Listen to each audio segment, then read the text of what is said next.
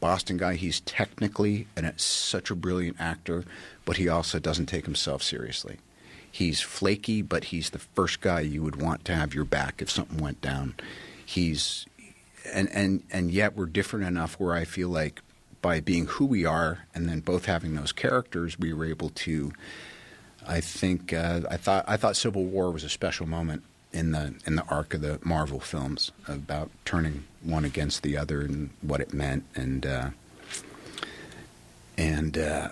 so sometimes you just get lucky. As a matter of fact, the whole Marvel universe, possibly without exception, just happens to be a really well. What do you call that when you put together something curated group of souls? Well, it's interesting because people take superhero movies seriously now. Like now, superhero movies are films that happen to be about superheroes, whereas, for the longest time, superhero movies were bullshit.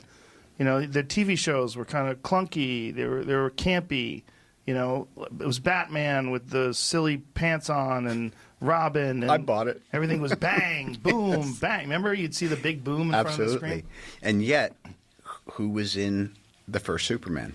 Brando. Yes, right. So there was always a seed of an attempt to legitimize something that was otherwise two-dimensional. Yeah, Superman was probably the first film that really did that, right? And then Batman. Yeah. And then the Batman series. But again, how many goddamn Batmans have there been? Right. I want to see what Pattinson does.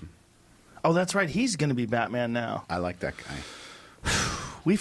How many Spider-Mans have there been? That's the most, right? 3. Only 3? Yeah. And 3 Hulks, right? At least. 1, 2, 3. Not counting the TV show. Yeah. Counting the TV show. 4, counting the TV show. Oh, you're right. Eric Bana. You're right. Yeah. Norton. Yep. Mark Ruffalo, who I think he's my favorite. He was just born for it.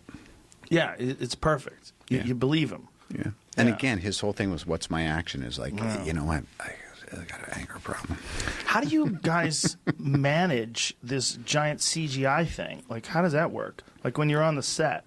That seems like one of the weirdest parts about acting in some of those Avenger films is how much of it is actually digital. Yeah, you just kind of get used to it. I'll